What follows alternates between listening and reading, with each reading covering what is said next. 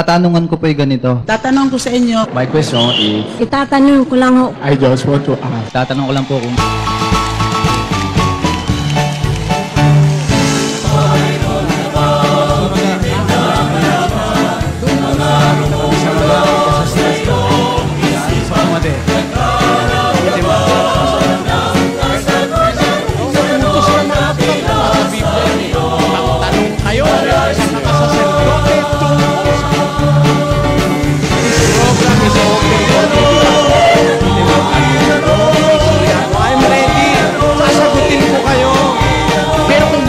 kompletong sagot, itanong mo.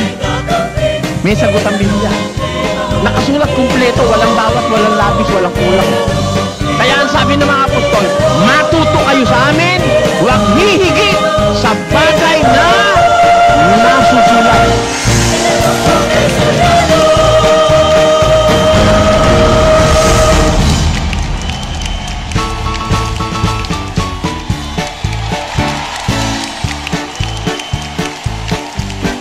Itanong mo kay Soriano. Welcome po sa ating Ang Dating Daan Worldwide Bible Exposition. At para po tayo makapagpasimulang agad, narito po ang kapatid na Eddie Soriano. Kapatid na Eddie, magandang araw po sa inyo. Magandang araw po mga kababayan. Kung anumang oras at tiempo sa ibang mga lugar na nakakonekta po sa atin ngayon. Ito po ay dulot ng makabagong teknolohiya ngayon na ang broadcast na nanggagaling sa isang panig ng mundo pwedeng mapanood sa buong mundo. At yan po ay ating ginagamit ngayon sa pangangaral ng aral ng Ebanghelyo. Yan po ang nag-udyok sa amin para gumamit ng ganitong paraan ng pangangaral sa magitan ng teknolohiya ay para tayong nagbabaka sakaling sa isang panig ng mundo may makapakinig kahit na gabi, hating gabi, madaling araw.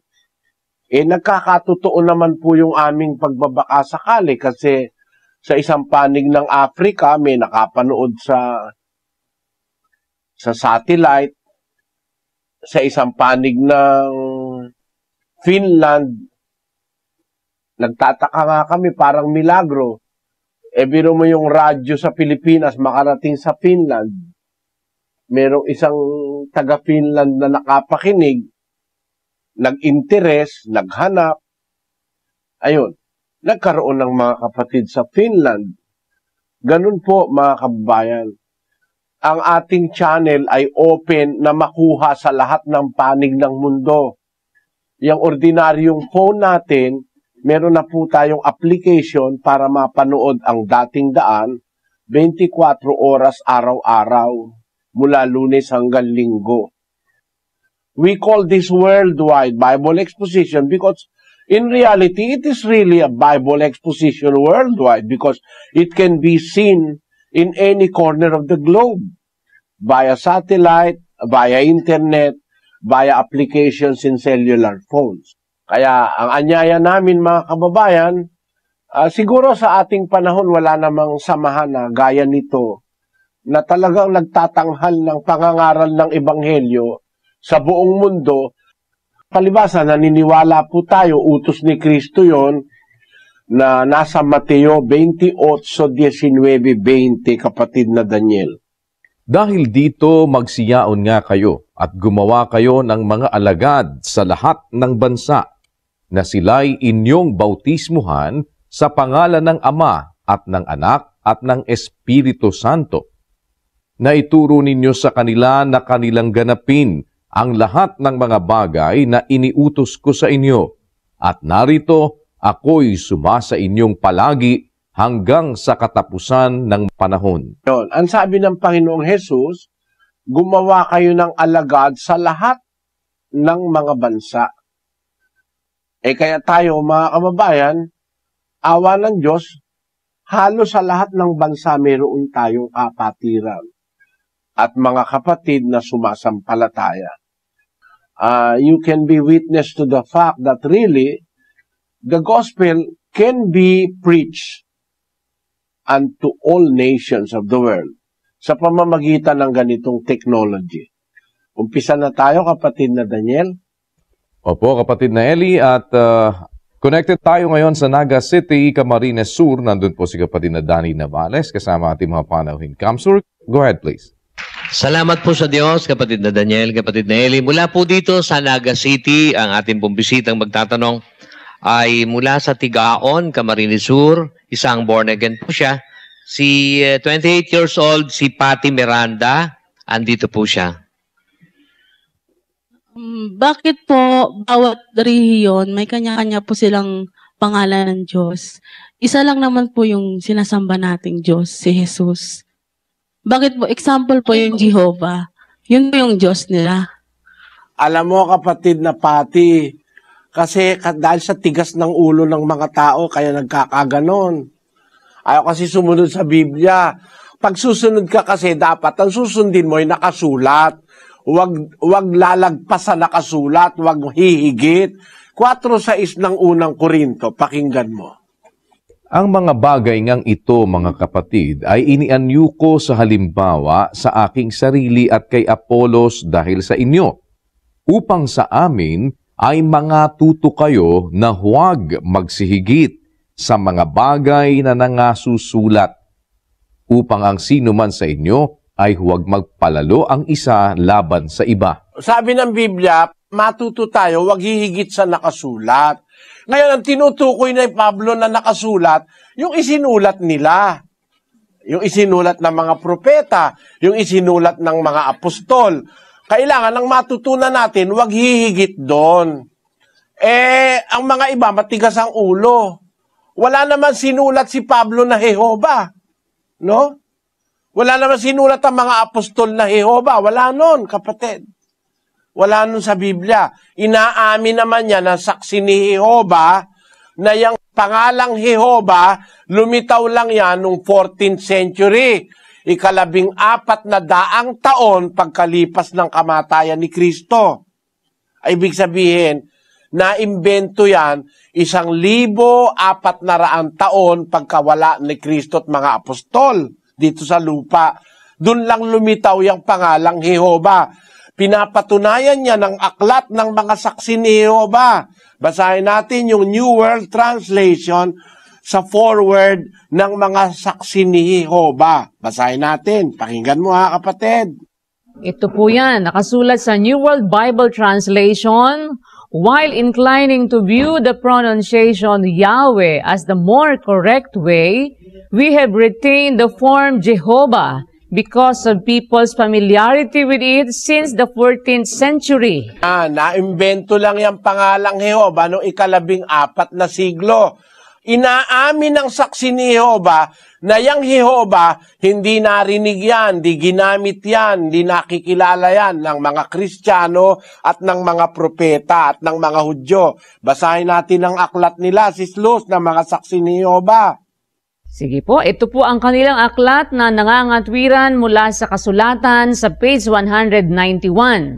Dahil dito ay binuo ng ilang makabago ang pangalang Jehovah na hindi kilala ng mga sinauna, maging Hudyo o Kristiyano man. Naamin nila, hindi kilala ng mga Hudyo, hindi kilala ng mga Kristiyano yung pangalang Jehovah. Kasi binuo lang ito ng ilang makabago ng mga nag-translate ng Biblia. Sa original na Biblia, sa Hebreo at saka sa Grego, walang pangalang Jehovah.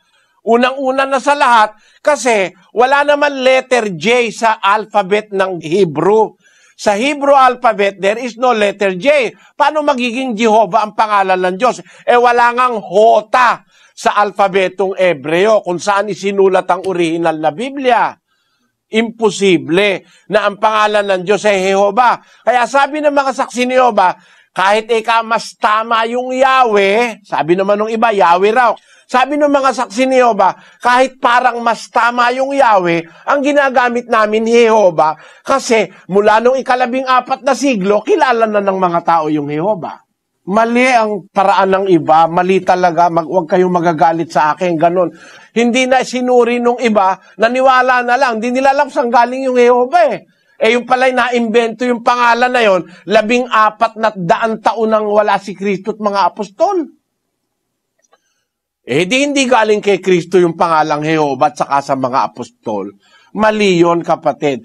O kagaya limbawa ng mga naniniwalang yung paniniwala ng Confucianism. Meron Zoroastrianism, Zoroaster. Meron naman yung Baha'i faith. Ang Diyos naman nila si Baha'u'llah. Hindi totoo yan kapatid. Kahit ano pa itawag nila sa Diyos nila, mali kasi hindi naman yun ang nakasulat sa Biblia. Ang nakasulat sa Biblia, yun ang dapat nating matutunan. Sabi ni Apostol Pablo, 4:6 ng unang Korinto, sabi niya, matuto kayo sa amin, huwag hihigit sa mga bagay na nangasusulat. Kaya kung alin yung nakasulat, dapat yun ang matutunan mo. Ang iglesia sa Biblia, iglesia ng Diyos. Ba't ang pangalan ng iglesia mo ay Pentecostal? Mali. Ba't ganun ang tawag? Ang nasa Biblia, Church of God, iglesia ng Diyos. 20:28 ng Gawa. Basahin natin.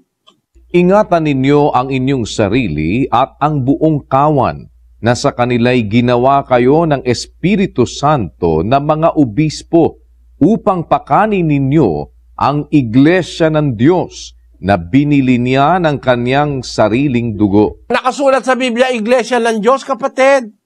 Yan ang pinangaral ng mga apostol. Pinangaral sa Judea, sa Samaria, sa Galacia, pinangaral sa Korinto. Iglesia ng Diyos yan. Basahin natin ang 2 Korinto 1:1.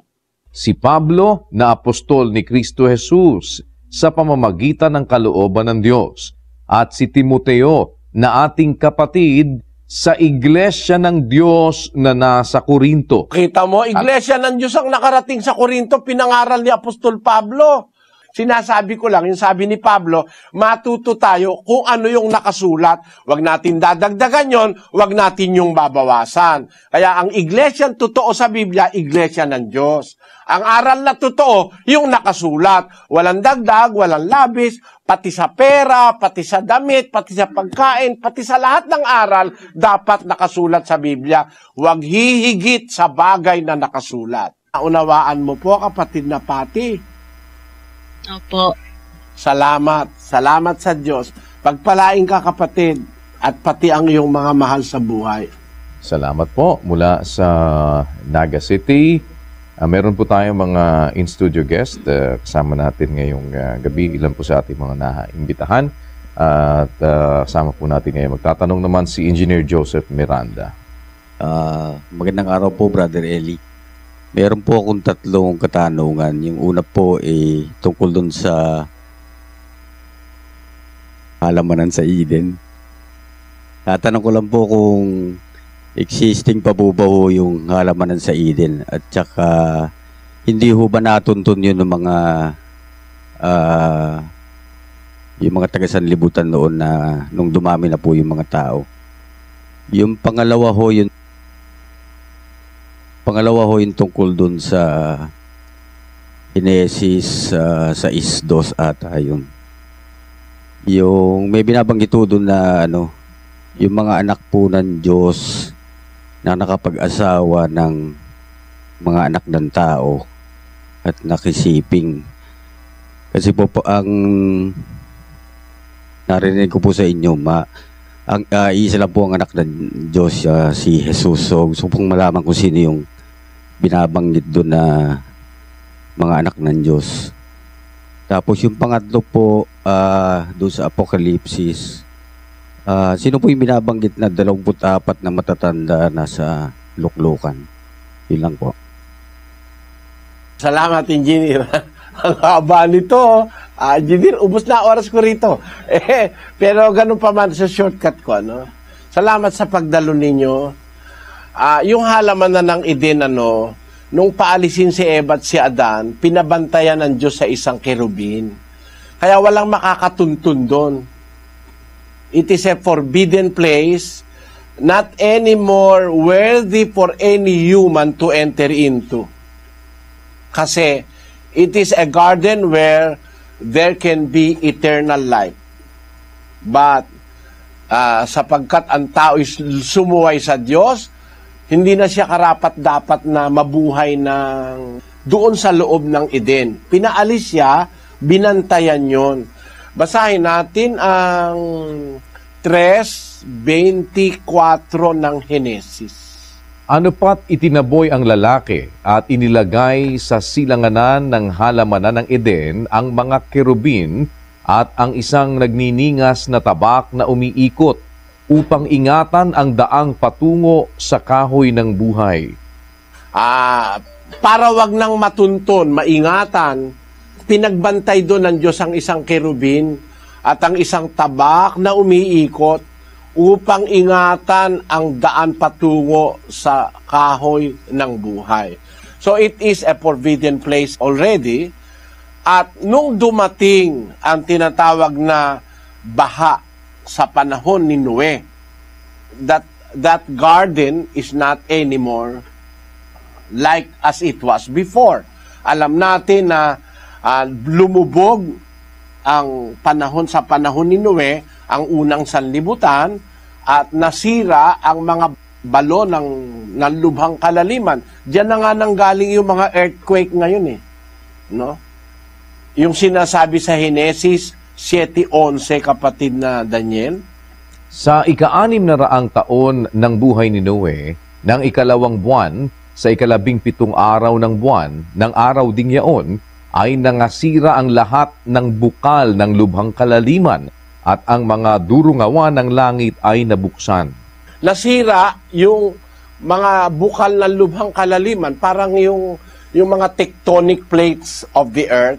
Doon sa panahon ni Noe nasira yun Because of heavy pressure of the flood, ay nasira yung tectonic plates. Yun nga yung mga tectonic plates na yun na nasira sa panahon ni Noe. After that, nagkaroon ng tinatawag na parang separation of the land. Sa panahon ng nangyari yun, doon sa panahon ng apo na ni Noe. Basahin natin ang Henesis pa rin sa 10:25. At nagkaanak si Eber ng 2 lalaki. Ang pangalan ng unay Peleg, sapagkat sa mga araw niya ay nahati ang lupa. At ang sa mga araw ni Peleg, apo ni Noe, ay nahati ang lupa. The land was separated. Because ang conception ng mga scientist ngayon, kapatid, parang meron na kung maliit na paniniwala doon na once ang mundo, ang mga lupa sa mundo ay isang land lang, isang buong land. Ang tawag doon yung Pangea, yung tawag ng mga siyentipiko ngayon. But because of the movement that was caused by the destruction of the tectonic plates of the earth, and you are an engineer to understand enough what I am talking about, if the foundation of the land is destroyed, the possibility of the tectonic plates is to move, causing earthquakes, then causing the division of the land. Kaya kung makikita mo, kapatid na Joseph, yung kontinente ng South America at saka yung Africa was formerly joined together. Kung makikita nyo na naghiwalay lang, and I believe about, meron akong kaunting paniniwala dyan, Alam mo kung bakit? Meron sila ngayong technology yung tinatawag na yung magnetic signature of rocks. Rocks that were formed at the southern hemisphere and the western hemisphere, magkaiba ng magnetic signature. Let us read a portion of this knowledge, Sister Luz. The line of evidence, however, that firmly convinced modern geologists to accept the arguments in support of plate tectonics derived from studies of the magnetic signatures or magnetic orientations of rocks found on either side of divergent boundaries, just as similar age and fossil bands exist on either side of a divergent boundary. Studies of the magnetic orientations of rocks reveal bands of similar magnetic orientation that were equidistant and on both sides of divergent boundaries. For example, theorizing that the continents of South America and Africa was formerly joined together but they were only separated in time. Yung magnetic signature nung parte ng South America at yung magnetic signature nung parte ng North Africa, magkapareho. Implying na dati itong magkasama, isang buo, nahiwalay lang yung isa. Which is biblical. Kaya naniniwala ako sa Biblia, naniniwala ako sa siyensya. Bakit? Sabi sa Biblia, nung panahon ni Noe, nasira yung bukal ng lubhang kalaliman, yung tectonic plates of the earth. Maaaring pati yung mga tinatawag na aqueous layer of the earth, yung aquifer. Pagkatapos, dumating ngayon yung proseso na naghihiwalay ngayon ng mga kontinente. Natuklasan ngayon ng mga siyentipiko yung magnetic signature nung South America at saka yung Northern Africa, magkapareho ang magnetic orientation. Kasi dati yung mga rock na yan, dati hindi naman rocks yan eh. Maaring yan ay lava o lupa na through the years, millions of years, nagkakaroon ng pagbabago, nagiging bato. Pagka ikaw nabuo yung bato doon sa Northern Hemisphere, merong magnetic signature doon na nagpapatunay na yung magnetism na nandoon, naganap yun doon sa Northern. O kung nasa Southern naman, meron ding magnetic signature. What convinced scientists now to believe that there was once a Pangea, isang lupa na nagkahiwa-hiwalay lang, yung mga magnetic rocks na bagaman magkalayo ngayon, yung kontinente, pag pinag-aralan mo yung magnetic orientation ng mga rocks o mga bato, magkapareho. Meaning, at pati yung species, no? Merong species of animal that is found in this particular place and is found also in a particular place which is believed to be one landmass in the beginning, nagkahiwalay lang. Kaya dun sa dalawang lugar na yon, merong magkaparehong species. Hindi ko na lang lahat po pwedeng masabi, engineer. Pero nung panahon ni Noe, yung Garden of Eden, lumubog na yun eh. At on the notion that God caused it to be guarded by an angel, ayun, hindi na nakita ng tao yon. Ngayon, doon sa 6:2 naman ng Genesis, na ang mga anak ng Diyos ay nag-asawa ng mga anak na babae ng mga tao, wala namang posibleng mga anak ng Diyos noon, no? Bukod sa rasa umana o sa lahi ng tao, kundi mga anghel.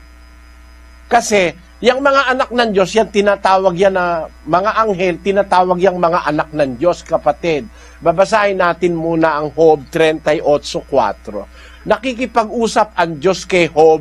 Sabi ng Diyos kay Job, ganito, Saan ka nandoon nang ilagay ko ang mga patibayan ng lupa? Ipahayag mo kung mayroon kang unawa. Sinong naglagay ng mga sukat niyaon kung iyong nalalaman? O sinong nagunat ng panukat diyan? Sa ano nalagay ang kaniyang mga patibayan? O sinong naglagay ng batong panulok niyaon? Nang magsiawit na magkakasama ang mga bituin pang umaga, at ang lahat ng mga anak na lalaki ng Diyos ay naghihiyawan sa kagalakan. Yung mga anak ng Diyos, sons of God, nung ginagawa ng Diyos ang mundo, nilalagay niya ang foundation ng mundo, inuumpisahan niyang gawin ang mundo, nag-awitan sa kagalakan, umawit yung mga anak ng Diyos. Ang tinutukoy ng mga anak ng Diyos diyan, mga anghel, engineer. Walang ibang anak ng Diyos na umiiral bago pa ang tao, kundi ang mga anghel. Ngayon, yung sinasabi ni Moises sa Genesis, nang makita ng mga anak ng Diyos, implying na mga anghel yon, na magaganda ang mga anak na babae ng mga tao, kumuha sila ng asawa nila. Nag-asawa sila sa anak na babae ng tao. Ang naging resulta, nanganak sila mga higante. Yun ang pruweba na hindi tao yung mga anak ng Diyos na yon. Nagkaroon ng crossbreed. Kaya nagkaroon ng tinatawag na mutation. Kasi hindi naman tunay na tao yung mga anghel eh. Yung mga anghel, kumuha lang sila ng katawan tao para makapag-asawa ng mga anak na babae ng tao. Bakit? Meron ba talagang ganon? Basahin natin ang Judas, Kapitulo 1 at versikulo 6. At ang mga anghel na hindi nangag-ingat ng kanilang sariling pamunuan, kundi iniwan ang kanilang sariling tahanan, ay iniingatan niya sa mga tanikalang walang hanggan sa paghukom sa dakilang araw.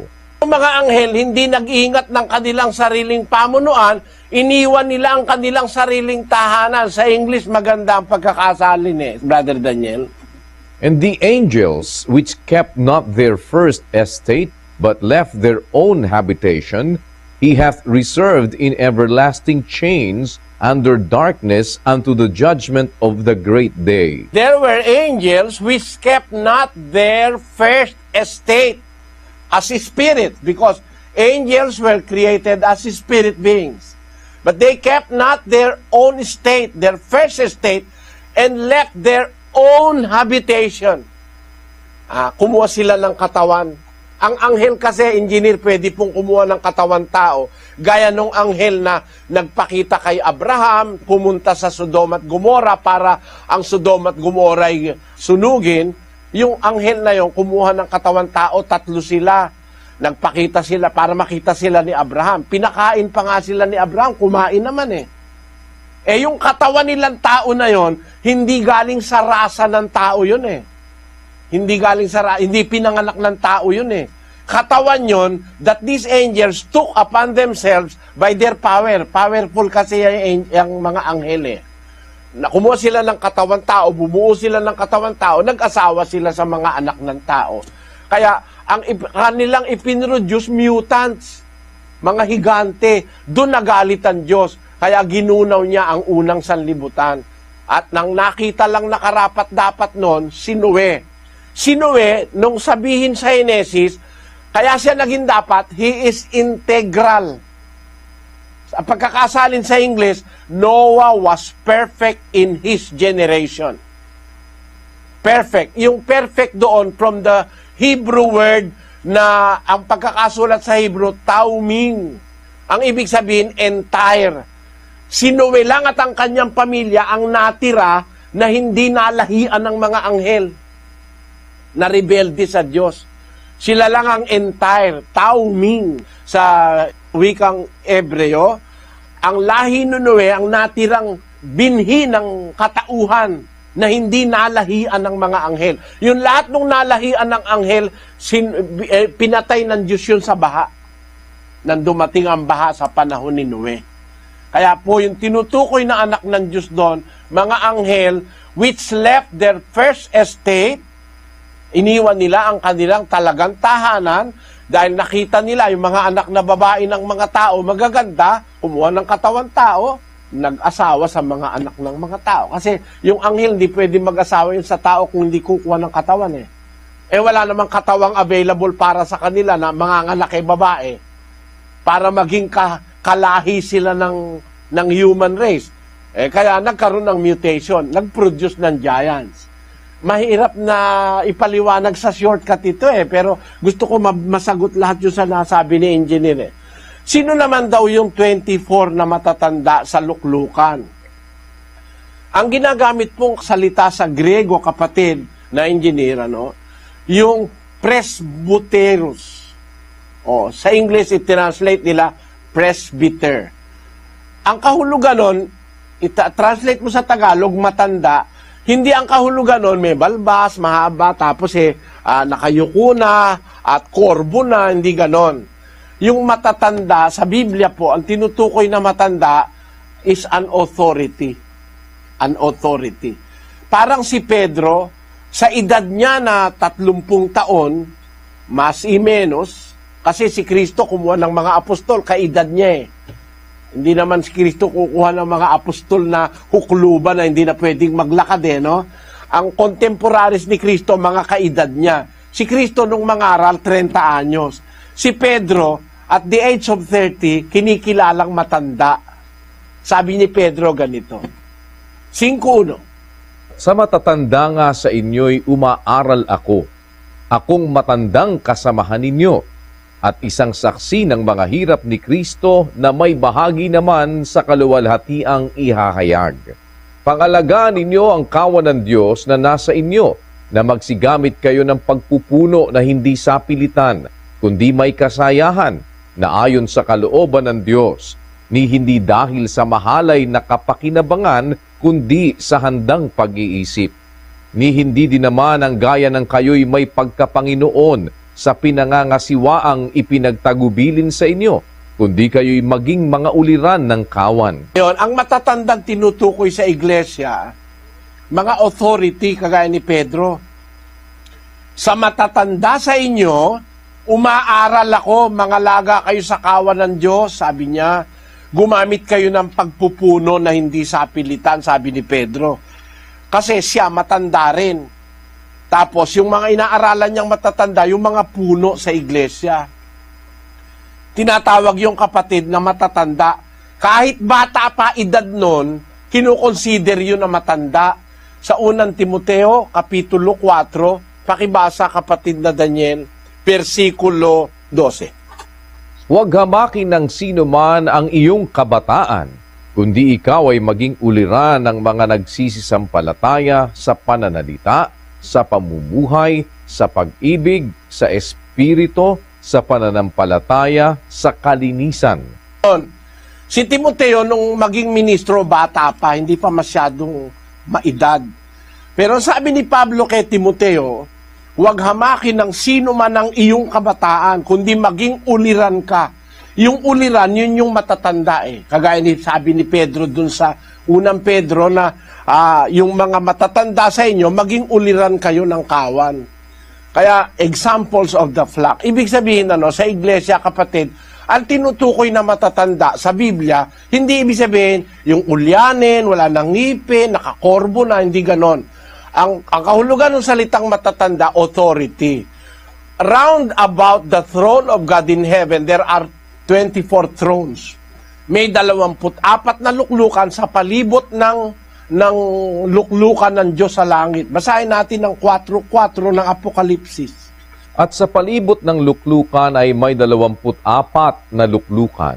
At sa mga luklukan ay nakita kong nangakaupo ang 24 na matatanda na nadaramta ng mapuputing damit. At sa kanilang mga ulo ay may mga putong na ginto. Ayun, meron silang korona eh. Yung mga matatanda na yun eh.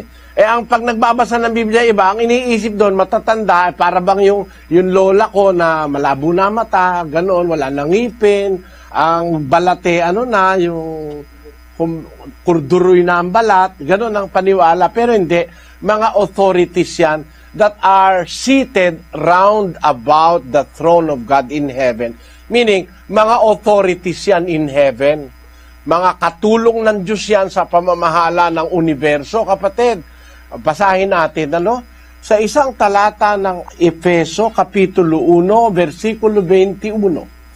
Saka iba-ibabawa ng lahat na pamunuan at kapamahalaan at kapangyarihan at pagkasakop at sa bawat pangalan na ipinangungusap, hindi lamang sa sanlibutang ito, kundi naman sa darating.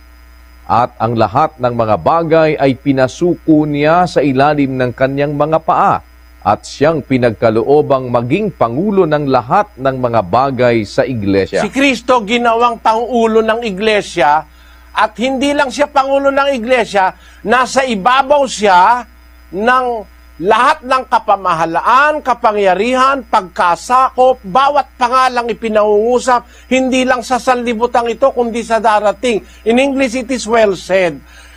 Ang sabi doon, above all principality and power and might and dominion, and every name that is named, not only in this world, but also in that which is to come.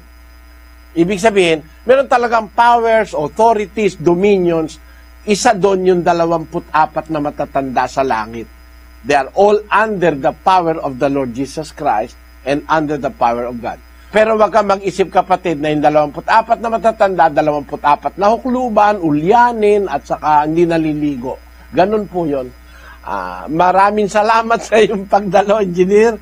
Lipat po tayo kaagad sa Pasig City Police Headquarters. Nandun si kapatid na Rolando Campo. Go ahead, Pasig City, please. Opo, kapatid na Daniel.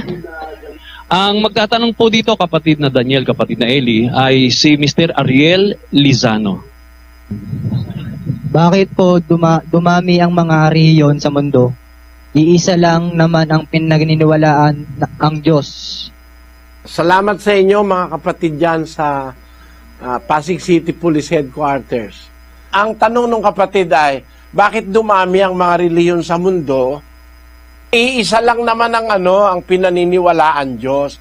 Mali yun, kapatid. Hindi iisa ang Diyos na pinaniniwalaan ng mga tao. Kasi kung iisa ang Diyos na pinaniniwalaan ng mga tao, hindi nga dadami ang reliyon sa mundo. Dapat isa lang. Yung talagang reliyon lang sa Biblia. Ang dahilan kaya nga dumami reliyon, iba-iba ang Diyos ng mga tao. Bibigyan kita halimbawa, kapatid, 4 ng Galacia, Kapitulo 8 hanggang 9. Gayon man ang panahong yaon, sa hindi ninyo pagkakilala sa Diyos, kayo'y nasa pagkaalipin ng sa katutubo ay hindi mga Diyos. Datapot ngayon, yamang nakikilala na ninyo ang Diyos, o ang lalong mabuting sabihin, kayo'y nangakikilala ng Diyos.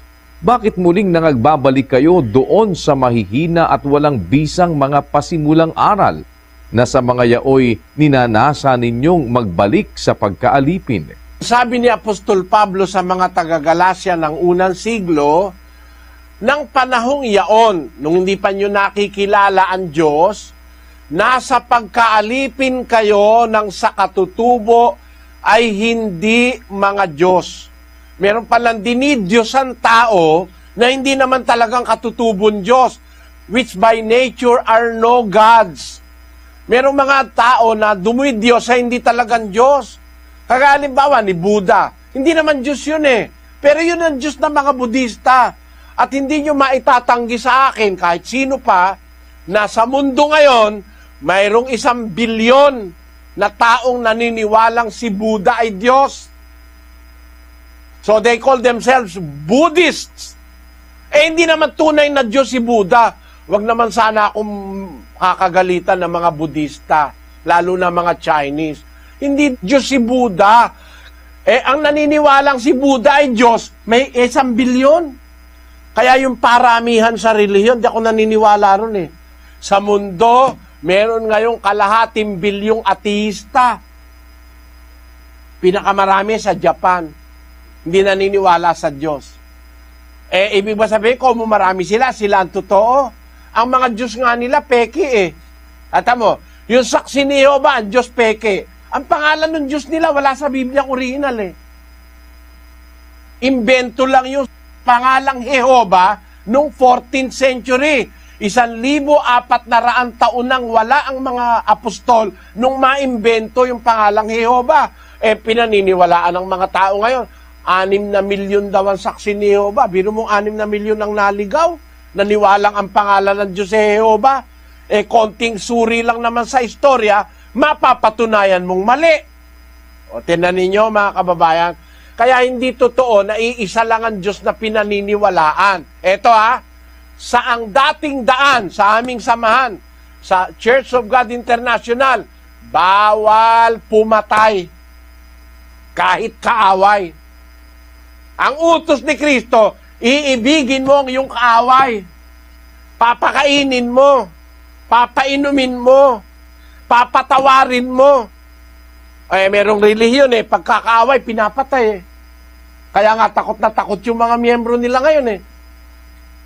Bakit natatakot? Kumukuha ng Witness Protection Program. Eh bakit? Alam kasi nung miyembro nila, pumapatay sila eh. Kaya sabi, nanganganib po ang aming buhay, sabi nung isa. Bakit? May mga relihiyong pumapatay. Eh, Kristiyano ba yon? Hindi. Yan ang sagot ko sa iyo, kapatid na Ariel. Maraming salamat po. Mula sa Pasig City Police Headquarters, lumipat naman tayo sa Zamboanga City. Nandun si kapatid na Sajida Rasad, kasama ang ating po mga panauhin. Go ahead, Zamboanga, please. Ang katanungan ko, dalawa po. Ang una po, tungkol sa kaligtasan, at ang pangalawa ay tungkol sa milagro. Sa kaligtasan po, naniniwala po ako yung aral at utos, kung sundin natin ng Diyos, ay maliligtas. Ang tanong ko po, ano po ang mga aral at saka utos ng Diyos nasa Biblia? Yun po ang una.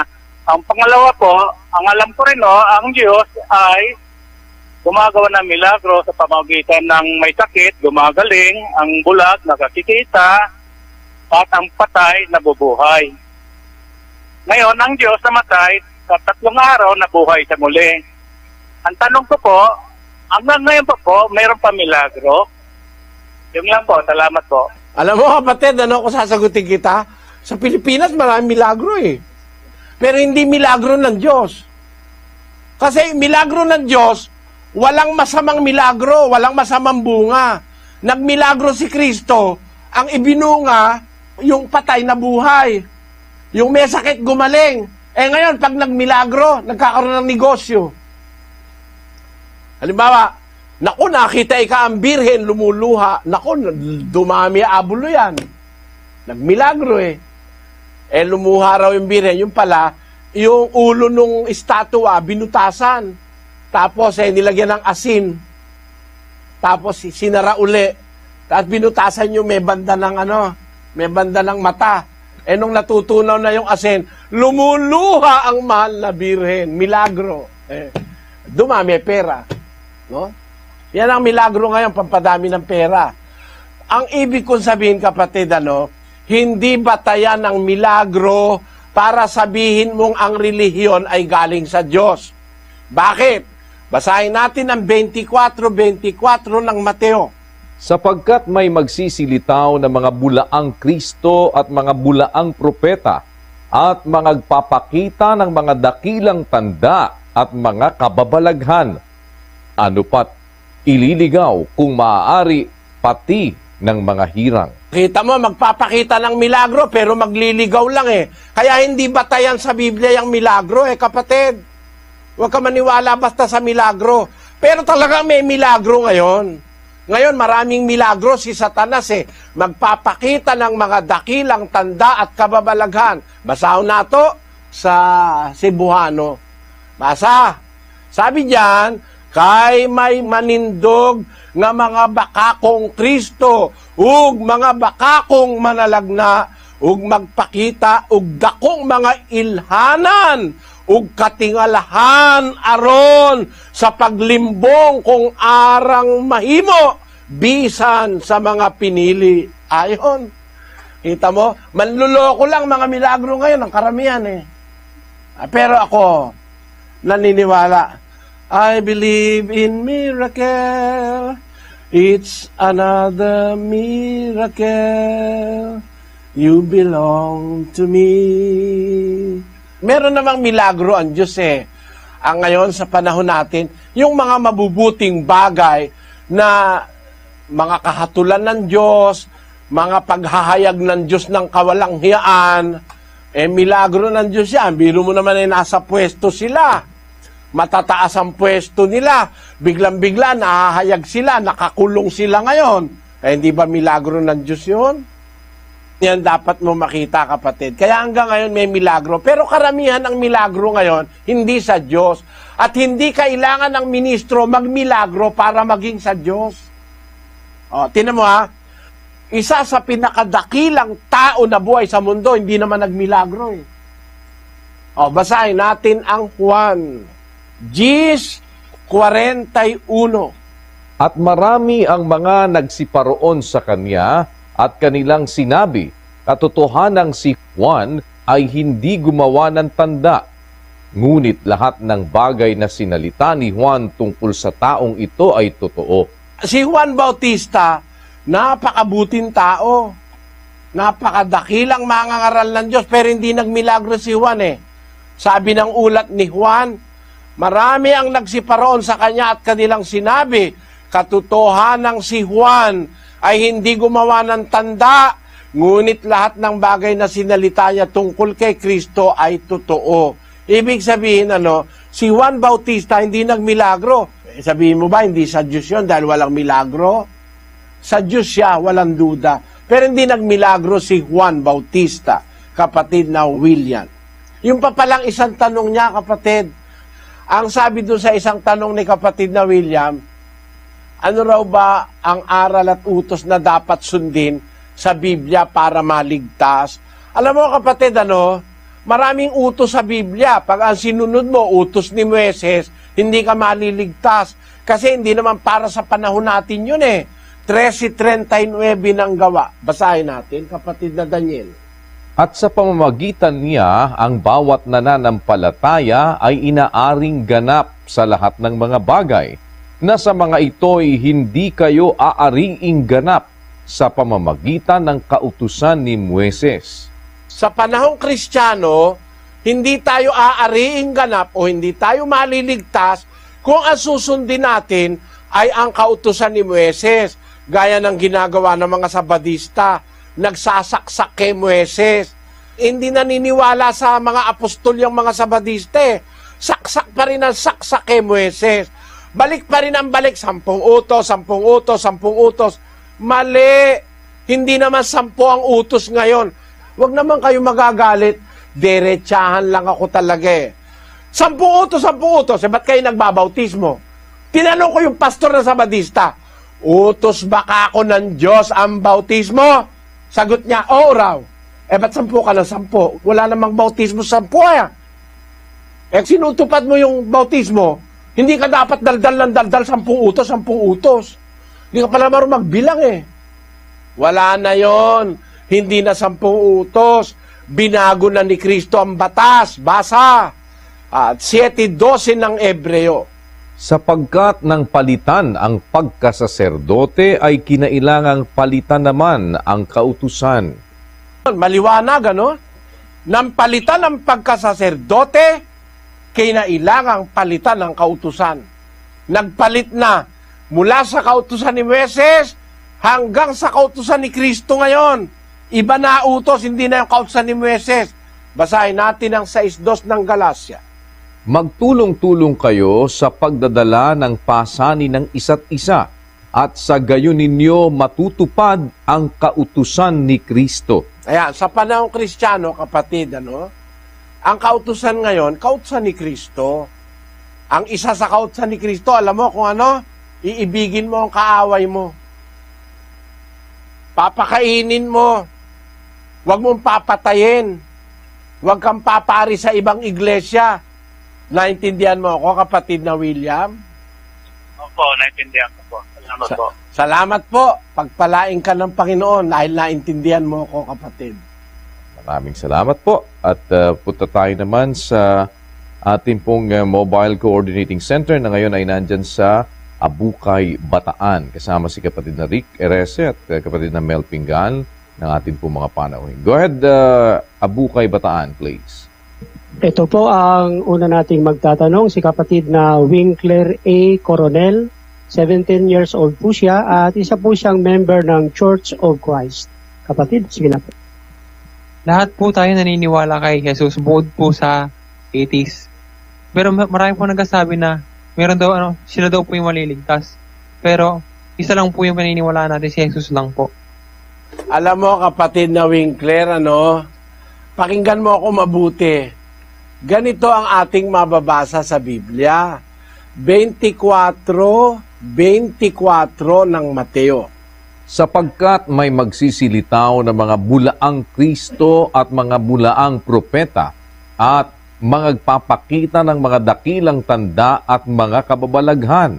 Ano pat ililigaw kung maaari pati ng mga hirang. Pakita mo, kapatid, without the wink. Mababasa mo sa Biblia, may lilitaw mga bulaang Kristo, false Christ. Sa Pilipinas, meron yan. False Christ yan Paano mo naman sasabihin sa akin, kapatid na Winkler, lahat tayo naniniwala kay Kristo? Hindi. Iba-iba ang Kristo sa ating panahon. Basahin natin sa 2 Korinto 11:4. Pakinggan mo, Sapagkat kung yaong paririto ay mangaral ng ibang Jesus na hindi namin ipinangaral, o kung kayo'y nagsisitanggap ng ibang espiritu na hindi ninyo tinanggap, o ibang ebanghelyo na hindi ninyo tinanggap, ay mabuting pagtiisan ninyo. Sabi ni Pablo, mangangaral ng ibang Jesus, hindi namin ipinangaral. o ibang ebanghelyo. Kaya alam mo, sa ating panahon, maraming ibang ebanghelyo eh. Another gospel, another Christ, another Jesus. Mga fake, hindi yun talagang Jesus sa Biblia. Kaya hindi mo ako pwedeng paniwalain na tayong lahat naniniwala sa isang Jesus, sa isang Diyos, sa isang Kristo. Merong Jesus, may Kristo malupit. May iglesia, yung Kristo nila, inutusan silang pumatay ng kapwa. Pagkaaway nila, pinapatay nila, yun ang Kristo nila, mamamatay tao. Yung Kristo sa Biblia, ang utos, iibigin nyo ang inyong kaaway, papautangin nyo ang inyong kaaway, huwag na kayong umasa na kayo'y babayaran pa. Yun ang sabi ng Kristong totoo. Basahin natin ang 6:35 ng Lucas. Subalit ibigin ninyo ang inyong mga kaaway at gumawa kayo ng mabuti. Magpahiram kayo na hindi umaasa ng kapalit. Malaki ang magiging gantimpala ninyo at kayo'y magiging mga anak ng kataas-taasan sapagkat siya'y mabait sa mga di mapagpasalamat at sa masasama. Ayon, yun ang tunay na Kristo. Ang utos, iibigin ng kaaway, gagawaan mo ng mabuti, magpapahiram ka na huwag ka nang aasa na bayaran ka pa o mapalitan. Pero malaki ang magiging gantimpala mo sa langit. Yun ang tunay na Kristo, kapatid. Sana naunawaan mo ako, kapatid na Winkler. Lipat naman po tayo mula sa Bukay, Bataan sa isa pang mobile coordinating center natin. Nasa Magdalena, Laguna naman po ngayon. Kasama si kapatid na Rudy Alamares. Go ahead, Laguna, please. Opo, kapatid na Daniel.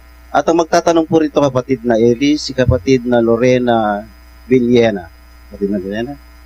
Bakit bawal magbigay ng tulong ang mga hindi mga pakapatid sa inyong pananampalataya o sa inyong samahan? Alam mo, kapatid, sa ibang iglesia ka pumasok, kukunin lahat ng pera mo. Kahit bisita, tinatapatan nila ng kahon eh. Kasi doon sa kanila, yung kahon ang lumilibot. Sa Biblia kasi hindi ganon, kapatid. Sa Biblia, yung mag-aabuloy, yung magdodonate, siya lalapit sa kahon. Hindi yung kahon ang ilalapit. Kasi pag inilapit mo yung kahon, mapipilitan yung tatapatan mo eh. Hindi na kusang loob. Ang utos kasi sa Biblia, kusang loob. 2 Korinto 9:7. Magbigay ang bawat isa ayon sa ipinasya ng kanyang puso. Huwag mabigat sa loob o dahil sa pinipilit, sapagkat iniibig ng Diyos ang nagbibigay na masaya. Kailangan hindi pinipilit. Kailangan huwag mabigat sa loob. Magbibigay ka ayon sa pasya ng kalooban mo, ng puso mo. Kaya nung unang siglo, sa panahon ni Kristo, yung nag-aabulo, yun ang lumalapit sa kahon. No? Basahin natin yung pangyayari sa 12 ng Marcos, versikulo 41. At umupo siya sa tapat ng kabangyaman at minasdan kung paanong inihuhulog ng karamihan ang salapi sa kabangyaman. At maraming mayayaman ang nangaguhulog ng marami. At lumapit ang isang babaeng bao at siya'y naghulog ng 2 lepta na ang halagay halos 1 beles. Kita mo, ginawa ni Kristo, naupo siya dun sa tapat ng kabangyaman, ng kahon. Na? Lumalapit yung mga tao naguhulog. Hindi yung ginawa ni Kristo, kinuha yung kahon, inilapit sa mga tao. Dapat yung mag-aabuloy, ang lalapit sa kahon, kagaya ng babaeng bao, lumapit. Si Kristo nasa tabi ng kahon, pinagmamasdan niya. Ibig sabihin, yung kahon nasa isang lugar, hindi inilalapit para kusang loob yung tao lalapit kung gusto niya magbigay. Kasi pag tinapatan mo ng kahon, kung walang pambigay, di mapapahiya yun, magiging impresyon, parang maramot, ayaw magbigay. Kung talagang wala ka namang ibibigay, mapapasama pa impresyon ng tao sa'yo. Kaya sa amin, ang nag-aabuloy lalapit sa kahon. Kaya lang, ang pinag-aabuloy namin, yung naturuan ng aral, kapatid. Ang aral kasi, dapat yung abuloy, dapat yun ay banal, sagrado kasi yun eh. Yun ay gagamitin sa gawaing banal ng Panginoon. Kailangan hindi galing yun sa sugal, hindi galing yun sa ninakaw, hindi galing yun sa pagtaya sa wedding o sa pinalalunan sa loto. Hindi dapat galing doon. Siyempre, pag hindi pa kapatid, hindi pa kasama sa iglesia, hindi niya pa alam yung katuruan.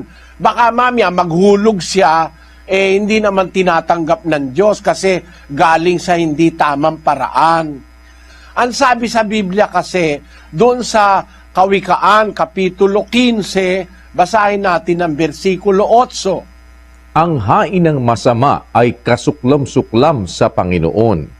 Pagka ang offering galing sa taong masama, nakakasuklam yun sa Diyos. If the offering comes from a wicked person, it is an abomination in the sight of the Lord.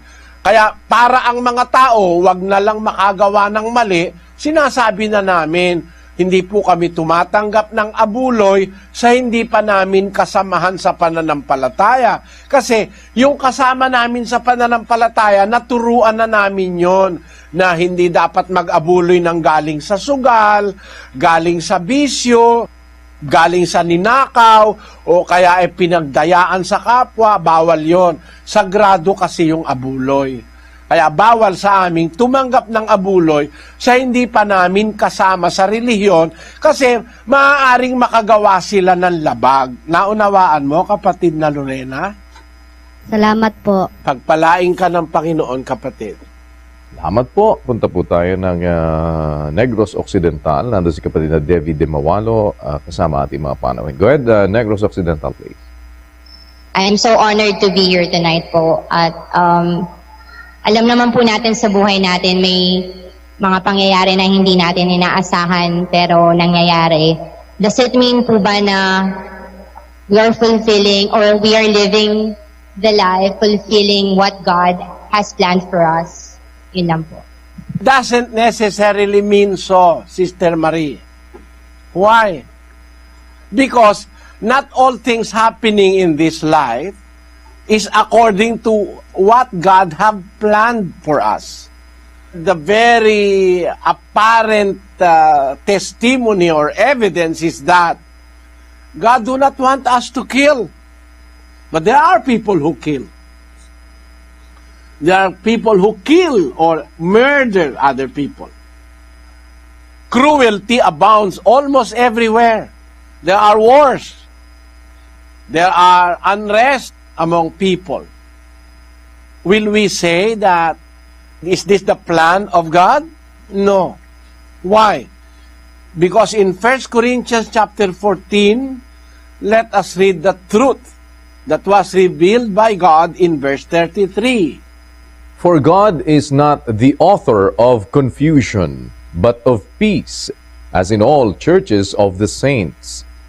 Is not the author of confusion. He's a God of peace. Wherever there is confusion, that is not the working of God. And that we have to discover. And what does the Bible say about when there is confusion or where there is confusion? James chapter 3 verses 16 and 15, it says, For where envying and strife is, there is confusion and every evil work. This wisdom descendeth not from above, but is earthly, sensual, devilish. Devilish. It comes from the devil. Confusion is not a plan of God. It is devilish. It came from the devil. It came from Satan, the arch-enemy of God. So, in this world, two things are happening. In our lives, there are two things that happens. The inevitable, the evitable, and the planned. Sister Marie, I want you to listen very carefully to what I will say. The secret is, God gave us power. The power to choose between good and evil.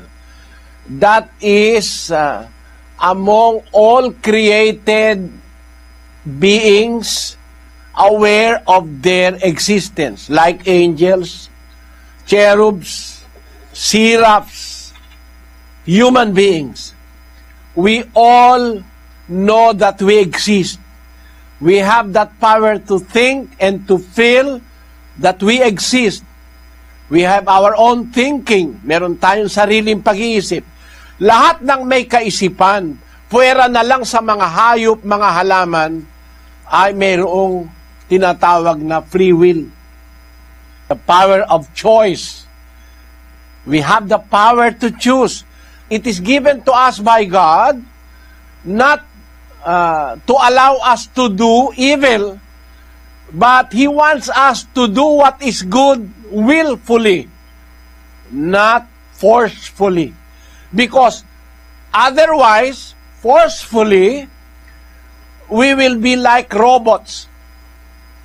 God can force us, but we will exist like robots. Maybe you also do not want to be an existing robot that moves by the dictate of the computer or the programmed movements of the computer.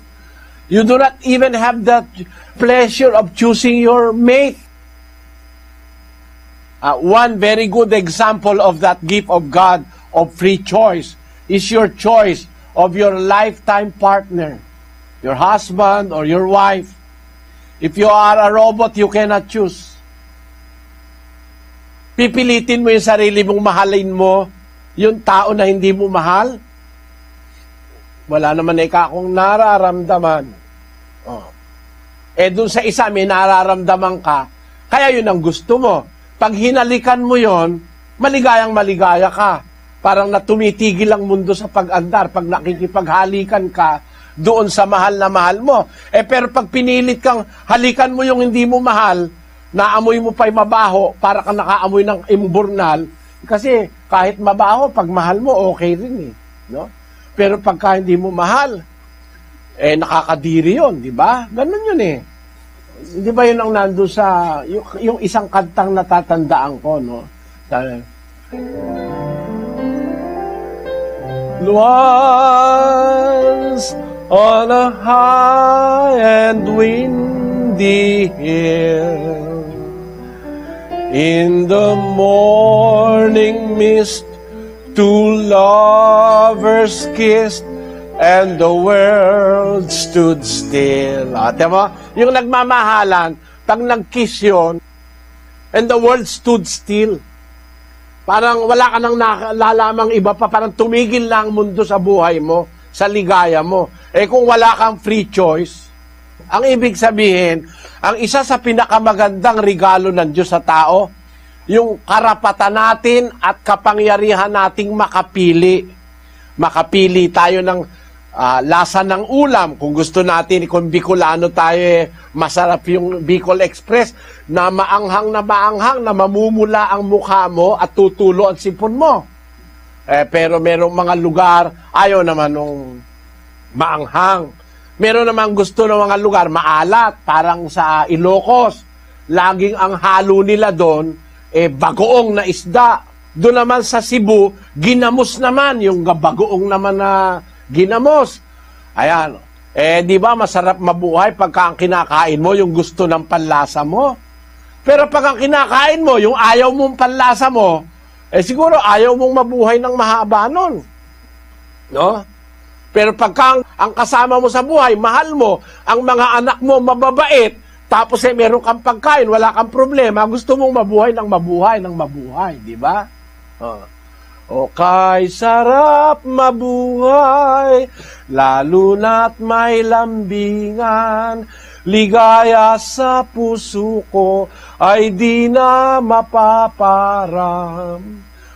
Maalaala mo kaya ang sumpa mo sa akin, na ang pag-ibig mo ay sadyang di magmamaliw. Nais mong matanto, Buksan ang aking puso at tanging larawan mo ang dooy nakatago. O, kita mo? Pag mahal mo, kakantahan mo pa eh. Dahil pili mo yon, pili ng puso mo yon. Pag hindi mo mahal, makakanta ka kaya? Di ba? Kaya walang kwenta yung mabuhay ka na wala kang free choice. Para ka robot. Ganon. Ang isa sa greatest gift of God to us is our power to choose. Kaya lang inabuso ng tao. Ginamit niya rin yung power to choose, choosing evil, na hindi niya dapat sanang piliin. Nung pinili niya ngayon yung evil, nagsyabos siya, nakapirwisyo siya ng kapwa-tao. Ayon. Nangyayari na ngayon yung mga hindi inaasahan na hindi sana dapat mangyari. Kaya, pagka yung iba nasabi, ba't ba nangyayari ito? Ito ba plano ng Diyos? Mali ka ron, kapatid. Hindi plano ng Diyos yan. Ang plano ng Diyos, puro mabuti. Kaya lang, merong arch-enemy of God, may kaaway ang Diyos, nagpaplano ng masama para sa atin. Kaya dapat sa atin, laging ang piliin natin, yung nasa unang Tesalonica 5, versikulo 21 hanggang 22, kapatid na Daniel. Subukin ninyo ang lahat ng mga bagay. Ingatan ninyo ang mabuti. Layuan ninyo ang bawat anyo ng masama. Yun. Ang dapat sa ating gawin natin, kapatid, piliin natin yung mabuti. Tapos, lumayo tayo sa bawat anyo ng masama. Kung hindi magagawa ng lahat ng tao, at least ikaw gawin mo, layuan mo yung masama. You live in your own corner of the world according to the will of God. And let other people live according to their will and according to the will of their father, the devil. Sana naunawaan mo, kapatid na Marie. Yun po. Maraming salamat po. Salamat sa Diyos. You are welcome. Salamat po. At mula po sa Negros Occidental, punta tayo ng Apalit, Pampanga. Si kapatid na Tobias at kapatid ni Don Capulong kasama natin mga paraling. Go ahead, Apalit, please. Opo, salamat sa Diyos, kapatid na Daniel. At muling nagkaroon ng pagkakataon ng ating mga kababayan na makapagsangguni ng kanilang mga suliraning pampananampalataya. Ito rin po sa Apalit ay meron po tayong panauhin na gustong magtanong kay kapatid na Eli. Kapatid na Ato. Salamat po sa Diyos. Narito po ang ating pong panay magtatanong. Si kapatid na Brian Villapando, isa po siyang born again. Sige po, kapatid. Tatanong ko lang po kung totoo po ba yung lay hands na kapag napatungan ng kamay ng pastor ay gagaling ng karamdaman at matutupad na yung kanyang kahilingan. Maraming salamat po. Alam mo, kapatid, yung patong-patong ng kamay ng pastor, conforme sa kamay na ipapatong. Ang inutusang magpatong ng kamay, yung malinis ng kamay. No? Walang daya. Kamay na hindi nagbububu ng dugo. Hindi nanloloko ng kapwa. Yung mga kamay na yon ang ipinapapatong ng Diyos. Gaya ng kamay ng mga apostol. Pero yung kamay na nagnanakaw, yung kamay na nananalat ng kung ano-anong sinasalat, pagkatapos ipapatong mo sa kapwa mo, naku, masama yun. Makakadamay pa ng kasalanan yun 5:22 ng unang Timoteo. Huwag mong ipatong na madalian ang iyong mga kamay sa kanino man, ni huwag kang makaramay sa mga kasalanan ng iba. Ingatan mong malinis ang iyong sarili. Mo, yung si Timoteo may karapatan siyang magpatong ng kamay.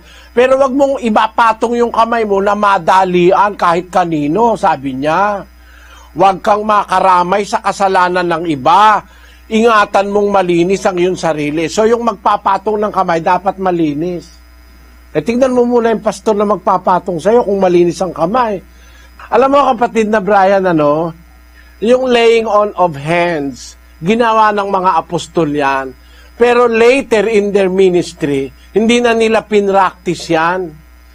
Isa yan sa mga elementary teachings of the Lord Jesus.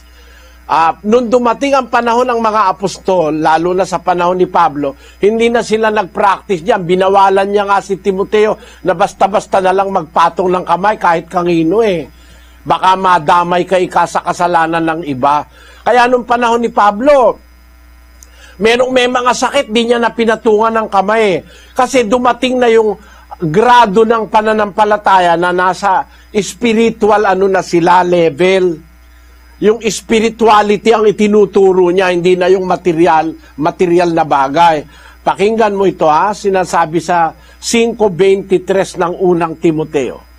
Huwag kang iinom pa ng tubig lamang, kundi gumamit ka ng kaunting alak dahil sa iyong sikmura at sa iyong madalas na pagkakasakit. Si Timoteo, ministrong kasama ni Pablo, mahal na mahal siya ni Pablo, meron sakit sa sikmura, no? Laging madalas na nagkakasakit sa sikmura. Sabi ni Pablo, gumamit ka ng kaunting alak, ihalo mo sa tubig dahil sa yung sikmura at sa madalas na pagkakasakit. Hindi niya naman pinatungan ng kamay si Timoteo para gumaling na milagro, na maggagaling ng mabilis. Hindi. Kasi hindi na nga nila pinapractice sa bandang huli ng kanilang ministeryo yung pagpapatong ng kamay. Pakinggan mo sa 2 Timoteo 4:20. Si Erasto ay natira sa Corinto, datapwat si Trofimo ay iniwan kong may sakit sa Mileto. Tamo, si Trofimo, isa sa mga kasamahan ni Pablo, nung umalis siya sa Mileto, may sakit, hindi niya pinatungan ng kamay. Kasi siya rin ang may sabi, si Pablo, iwan na natin yung mga simulain na yan, na patong ng kamay, patong ng kamay, patong ng kamay. Iwan na natin yan sa 1 hanggang 2 ng Hebreo. Kaya tayo'y tumigil na ng pagsasalita ng mga unang simulain ng aral ni Kristo at tayo'y magpatuloy sa kasakdalan na huwag nating ilagay na muli ang kinasasaligan ng pagsisisi sa mga patay na gawa at ng pananampalataya sa Diyos, ng aral na tungkol sa mga paglilinis at ng pagpapatong ng mga kamay at ng pagkabuhay na maguli ng mga patay at ng paghuhukom na walang hanggan. Yung mga pagbubuhay-buhay sa patay, yung pagpapatong ng kamay, iwan na natin yan kasi let us go on unto perfection. Tayo magpatuloy sa kasakdalan. Ang aral ni Kristo, progressive. Hindi laging puro milagro, puro buhay ng patay. Kung puro buhay ng patay, masama yun Alam mo kung bakit? Halimbawa, namatay si Timoteo. Pinatungan lang kamay ni Pablo. Nabuhay uli. Namatay na naman uli. Papatungan na naman ang kamay. Mabuhay na naman uli. Kung may rayuma yung tao, kaya nga namatay para magpahinga na. Patong ka ng patong ng kamay. Buhay naman ang buhay. Hirap na sa rayuma. Parang pinapahirapan mo yung tao. Mali yun. At kung totoo yan, na pagpatong ng kamay, mabubuhay ang patay, dapat walang Kristiyanong namatay. Hanggang ngayon, buhay pa sila lahat. Kaya lang makikita mo, may mga damo na sa likod kasi masyado na matatanda no? Tapos hirap na sa rayuma, hirap na dahil may hika, 2,000 taong ka ba namang hikain pag hindi ka naman napagod niyan, kapapatong ng kamay. Ganon. Kaya nung bandang huli ng mga ministeryo ng mga apostol, itinuro na ng Panginoong Hesus na magpatuloy sa kasakdalan yung higher level of faith. At yun yung pagpunta sa spiritual side of life. Ang pagpapahalaga na mas mahigit dun sa espiritu, sa kaluluwa, kaysa doon sa katawan. Kasi nag-umpisa dun sa katawan Papagalingin ang sakit, papagalingin ng bubuhayin yung namatay na katawan. Pero dumating yung punto na nagkaroon sila ng level of understanding na mas mataas sa material, dinala sila ng Panginoon doon sa spiritual side of our being, yung kaluluwa at saka yung espiritu. Pinakilala niyang mas mahalagang maingatan yung kaluluwa, maingatan ang espiritu. Pakinggan mo Sa isang talata ng 3 Juan, ganito ang ating mababasa sa 1:2. Minamahal, aking idinadalangin na sa lahat ng mga bagay ay guminhawa ka at bumuti ang iyong katawan na gaya ng pagginhawa ng iyong kaluluwa. Ang pangunahing pinagiginhawa ng aral ng Diyos, yung kaluluwa. Kaya ang sabi ni Juan kay Gayo, minamahal, idinadalangin kung guminhawa ka, bumuti ang iyong katawan gaya ng pagginhawa ng iyong kaluluwa. nauuna yung pangkaluluwa kaysa sa katawan. Yun ang ibig sabihin nun. Mas mahalaga yung pangkaluluwa. Mateo 10:28. At huwag kayong mga takot sa mga nagsisipatay ng katawan, datapwat hindi nangakakapatay sa kaluluwa, kundi bagkus ang katakutan ninyo'y yaong makapupuksa sa kaluluwa at sa katawan sa impyerno. Dapat matakot tayo sa Diyos kasi pwede niyang puksain yung kaluluwa at katawan sa impyerno. Kaya sabi ni Kristo, huwag kayong matakot sa mga nagsisipatay ng katawan, datapwat hindi naman nila kayang patayin ang kaluluwa. Kaya mas mahalaga yung kaluluwa kaysa sa katawan. Ngayon, tanong mo kapatid, yung laying on of hands, sa katawan yun ginagawa merong mas mahalaga doon yung kaluluwa no? Kaya later part of the ministry of the apostles, hindi na sila nag-concentrate doon sa papagalingin ng sakit mo, hindi ka na mamamat, babuhayin ka sa patay, etc. Hindi na. Ang mas mahalagang itinuro na nila yung preservation of the soul. Keeping the soul preserved until the coming of the Lord Jesus Christ, na yung soul natin, yung ating kaluluwa, ay maingatang buo.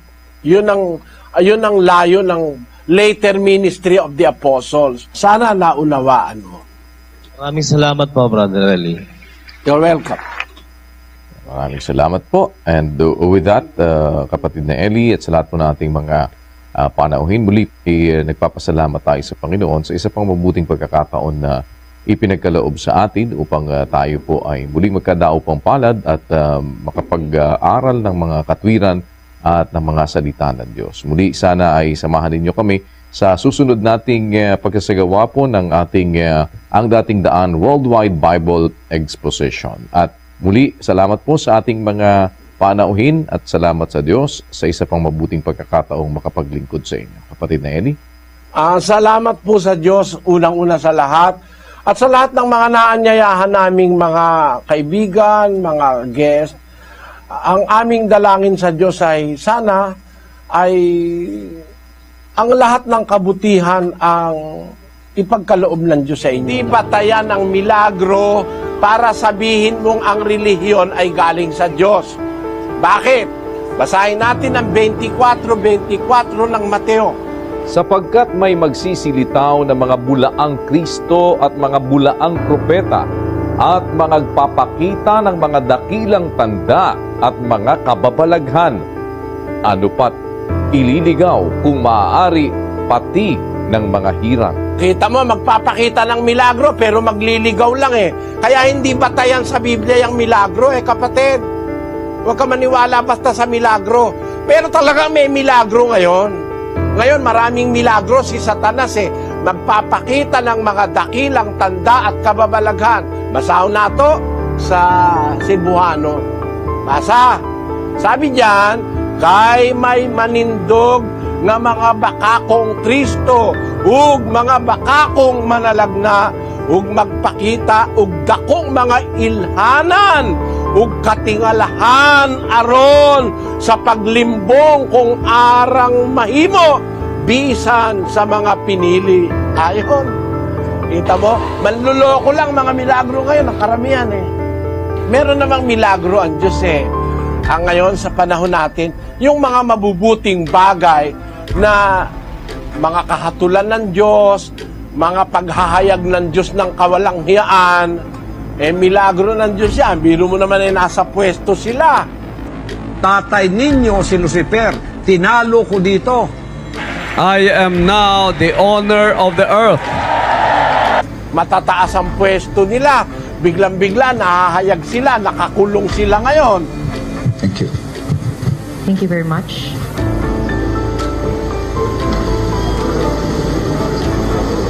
Balik na sa hindi ba milagro ng Diyos yun? Pero ako, naniniwala, I believe in miracle. It's another miracle. You belong to me.